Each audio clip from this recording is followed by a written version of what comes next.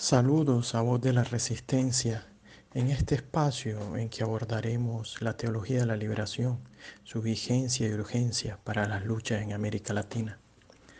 La teología de la liberación,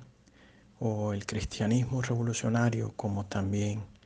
algunos consideramos llamarla,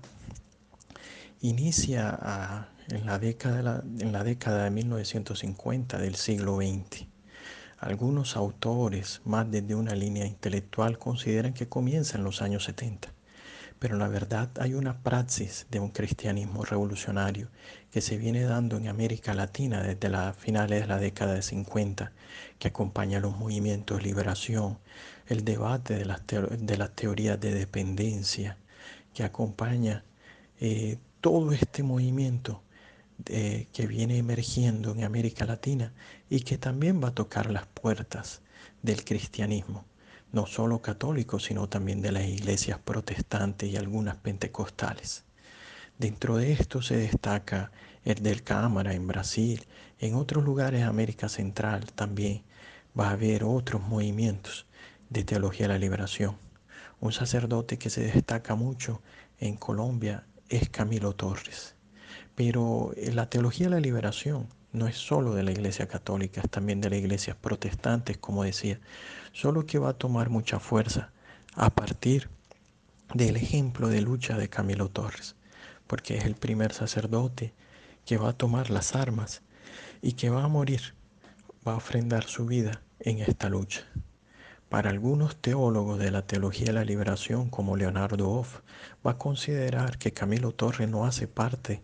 de este movimiento de la teología de la liberación precisamente porque toma armas.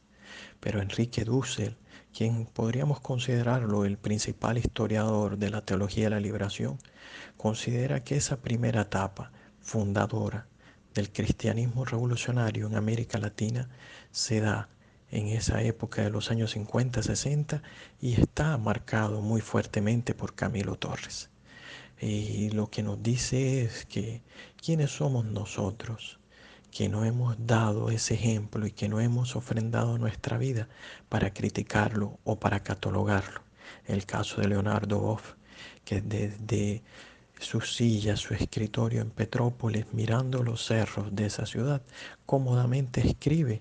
y considera que Camilo Torres no hace parte de la teología de la liberación. La teología de la liberación toma fuerza en los años 60, pero también comienza a ser una respuesta a los movimientos de dictadura, a las dictaduras militares que se dan en América Latina.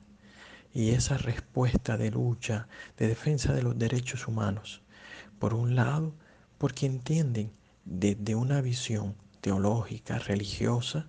que tienen que optar por los pobres. Pero ese optar por los pobres también tiene una característica de los sacerdotes, de los pastores o de las pastoras, que es desde su vida acomodada irse donde está la gente sufriendo, los pobres, y hacerse pobre entre ellos. Por otro lado, hay otras tendencias en la teología de la liberación que va a hablar del Cristo encarnado. Se pregunta en todo ese sufrimiento, en toda esa represión, en todo ese terrorismo de Estado, ¿dónde está Cristo? Y precisamente dice, está ahí crucificado con cada persona que pasa hambre, con cada persona que es torturada, con cada persona que es perseguida. Pero también está haciendo esperanza en cada persona que lucha. Y ese Cristo encarnado también va a significar una forma de entender la teología de la liberación. Con esto también quiero significar que la teología de la liberación no tiene una teoría política, social, única. Hay diversas vertientes, diversas formas de interpretar desde lo religioso. Algunos usan la escuela de Frankfurt, otros como Camilo Torre va a hacer un análisis muy marxista y muy próximo a Lenin. Pero es una teoría, un desarrollo teórico que él tiene que no es acabado con el amor eficaz por su pronta muerte en la lucha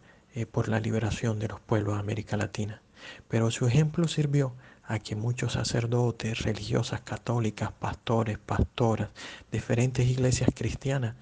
también siguieran su ejemplo en toda América Latina, no solo en las guerrillas en Colombia, que no solo es el Ejército de Liberación Nacional, también fue el EPL, el PRT, el M-19, las FARC, así como lo hicieron también en América Central, como lo hicieron en Argentina, Chile, Brasil, en muchos sectores de América Latina. Van a seguir ese ejemplo de Camilo Torres. Cuando se acaban las dictaduras, pues nos van a decir algunos sectores que ya la teología de la liberación no tiene esa necesidad, no es necesaria en su lucha y que pierde vigencia. Algunos intentan domesticarla con una propuesta de una teología pública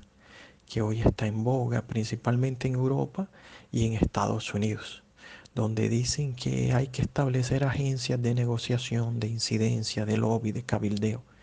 pero no se dan cuenta que la situación de lucha de clase, de opresión, aún sigue vigente. Y es lo que precisamente desde una teología encarnada de ver a Cristo sufriendo en cada persona que pasa hambre, que es perseguida, que es torturada, es donde toma fuerza y vigencia la teología de la liberación. Y principalmente desde las comunidades eclesiales de base y desde los diferentes movimientos populares donde hay cristianismo revolucionario. Por otro lado, hay un movimiento que se da dentro de la Iglesia Católica con Clodovis Boff, que es uno de los principales metodólogos de los desarrollos de metodología popular para la teología de la liberación, que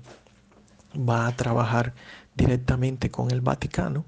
y desde ahí, desde el CELAN de la Aparecida, va a intentar en Brasil, va a intentar incorporar metodología de la teología de la liberación hacia la doctrina social de la iglesia y decir que la teología de la liberación, los teólogos, teólogas de la teología de la liberación se equivocaron y que deberían volver otra vez a ser acogido, a aceptar la doctrina social de la iglesia. Pero no todos han aceptado esto. La teología de la liberación toma vigencia, se mantiene vigente y se ha ido desarrollando en la teología afro o negra, en la teología feminista, en la teología indígena y también en el diálogo ecuménico, macroecuménico y de espiritualidades con otras religiones, en las periferias de diferentes partes del mundo donde los pueblos sufren y también luchan contra esa explotación. Camilo Torres toma mucha vigencia para América Latina porque hoy todavía vivimos esa explotación, vivimos esa necesidad de lucha y es lo que le hace vigente a esta propuesta. Mucho más cuando hoy vemos toda una ofensiva neoconservadora que se apoya en fundamentalismo religioso, que toma base en los documentos, en los 11 tomos fundamentos de inicio del siglo XX de Estados Unidos, de los puritanos, de sectores religiosos protestantes puritanos, y que se va a fortalecer después en la primera persecución a la teología de la liberación en los años 70 y dentro de la doctrina de las iglesias pentecostales. Hoy, esos elementos son los que han ayudado a generar todo un fundamentalismo religioso, tanto católico como protestante y pentecostal. Es aquí donde la teología de la liberación se hace urgente nuevamente para la lucha de América Latina, en la base de entender que Cristo está luchando al lado de los pobres, que Cristo es histórico y que creó y desarrolló un movimiento anticultural, revolucionario, antiimperialista contra el imperio romano en su época y que su ejemplo, su proyecto de vida, su proyecto de construcción de reino, de la salvación para todos, para todas, se hace vigente en la lucha contra el imperialismo, en la lucha contra toda opresión que deshumaniza y que no permite que el ser humano pueda vivir en libertad y pueda estar con la vida en abundancia, que es la promesa que se hace al cristianismo, una vida en abundancia para todos en la construcción del reino de Dios, de libertad y de igualdad. Es ahí donde la teología de la liberación se hace vigente y necesaria, con el ejemplo de Camilo Torres, con la construcción de ese Cristo encarnado que está en el que sufre y que nos llama a luchar y a caminar en conjunto.